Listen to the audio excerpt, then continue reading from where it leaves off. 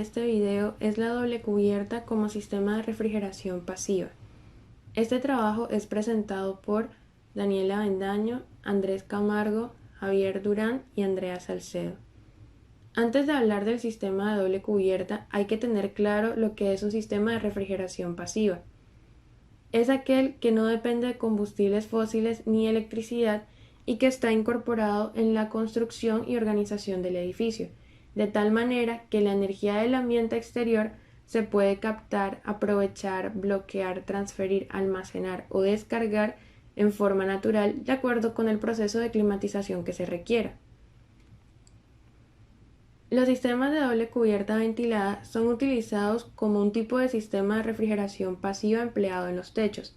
Su propósito es evitar el sobrecalentamiento del aire en el espacio habitable respecto a la temperatura del ambiente exterior. El sistema de doble cubierta ventilada proporciona una segunda cubierta por encima del techo de una edificación, dejando un espacio vacío entre ellos. Esta segunda cubierta, que funciona como un blindaje externo, contribuye a disminuir las ganancias de calor al formar un escudo contra la radiación solar y proporcionar sombra al techo principal. Por su parte, el espacio de aire sirve para expulsar el exceso de calor y humedad mediante la ventilación. Esto sucede antes de que puedan ser transmitidos al interior de la edificación. Existen diferentes configuraciones para los sistemas de doble cubierta ventilada. Aquí presentamos tres tipos. En primer lugar está el ático ventilado, ya sea por medio de aberturas o extractores, seguido de la cubierta inclinada con ventilación entre capas, donde el aire penetra desde la parte que sobresale de la cubierta y circula para salir por la cumbrera. Por último está el techo plano, protegido con una cubierta secundaria elevada en los extremos para permitir la ventilación cruzada. Estos tres tipos de cubierta poseen por igual tres componentes: el blindaje externo o cubierta secundaria, el espacio ventilado y el techo principal. Fenómenos de transferencia de calor. Primero que todo, hay que entender que el calor es una forma de energía que se genera por el movimiento de las moléculas de un material. Comúnmente esta energía la asociamos con la temperatura. Entonces, para que exista una transferencia de calor entre dos materiales, es necesario que exista una diferencia de temperatura entre ellos, ya que el calor siempre se transfiere del material con mayor temperatura al material con menor temperatura. Y esto ocurre hasta que ambos llegan a un punto de equilibrio térmico, el cual simplemente consiste en que ambos materiales tengan la misma temperatura. Existen tres mecanismos para la transferencia de calor: conducción, convección y radiación. La conducción se da por contacto directo de una sustancia con otra, o por la diferencia de temperatura de los extremos de un mismo material. La convección es la transferencia de calor en un fluido, y esta misma se puede dar por convección libre o natural o convección forzada, donde la convección libre o natural ocurre dentro de un fluido por la diferencia de temperatura, ocasionando que el fluido con mayor temperatura tenga una densidad menor y tiende a subir. Este efecto se puede ver en las carreteras en días cálidos, donde el pavimento calienta el aire y este sube, provocando una distorsión de la imagen, o también en las lámparas de lava. La convección forzada se da cuando existe un dispositivo mecánico que hace que este fluido se mueva, como por ejemplo está el ventilador del radiador de un automóvil, que hace pasar el aire por las rejillas del mismo. Y por último, la radiación, que es la transferencia de calor que se da por medio de ondas electromagnéticas. Es mediante este mecanismo que la Tierra adquiere energía del Sol.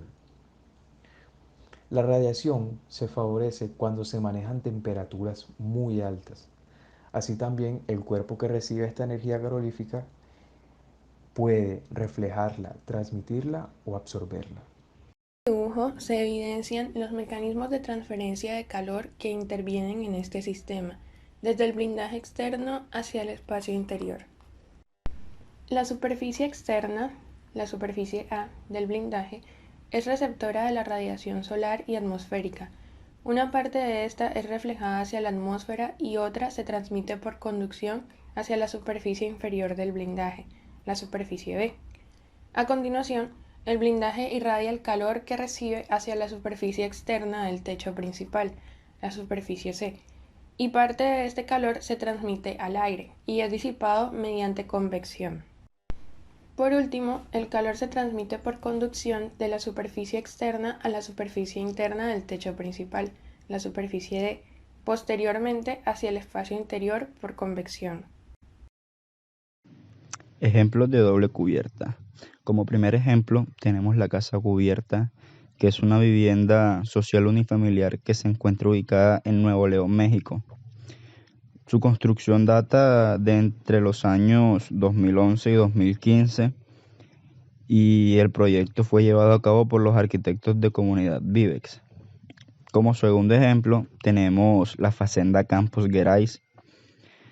Se encuentra ubicada en la región cafetera de Minas Gerais, en Brasil.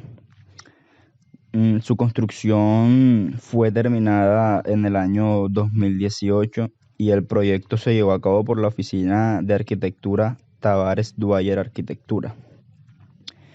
Como tercer ejemplo tenemos la vivienda unifamiliar en Toledo.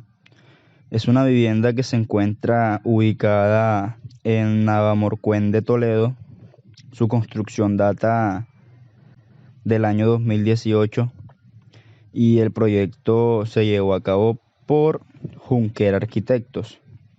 Como cuarto y último ejemplo tenemos el Gastropabellón, que es una obra que se encuentra ubicada en Zurich, Suiza, y su construcción data del año 2016. Esta obra fue llevada a cabo por Tuñón y Ruxtud Arquitectos. Para este tema, tomamos como caso específico a la vivienda unifamiliar en Toledo. Está ubicada en Navalmorzán de Toledo, España, y diseñada por Junquera Arquitectos. Se encuentra situada en un lote de 50 hectáreas, construida sobre los restos de un conjunto de naves agrícolas y ganaderas. Tomando la misma forma de las antiguas naves, esta gran nave tiene un volumen de 2 aguas totalmente blanco, con muros revestidos de cal y cubierta de gres. Esta edificación se envuelve en un colchón formado por muros de 50 centímetros de espesor de doble bloque de termoarcilla con cámara. Hacia el interior se construye un trasdosado con panel de yeso aislante. Con respecto a la doble cubierta, la vivienda posee una cubierta compuesta de 4 capas, un panel sándwich de acero de 14 centímetros sobre el que se monta de manera sobrelevada una estructura transventilada de piezas de gres alveoladas blancas que son reflectantes de la radiación solar. Esta cámara de aire de 15 centímetros se ventila con rejillas situadas en los aleros y en las cumbreras, de forma que haya una circulación de aire continua. Dicha estrategia, con la cual se construye el proyecto, cumple con la premisa de encontrar los elementos constructivos más eficaces frente a los rigores climáticos de cada lugar en específico. Las cubiertas son el elemento de la envolvente que recibe la mayor parte de la radiación solar, lo que puede ocasionar el sobrecalentamiento del ambiente interior.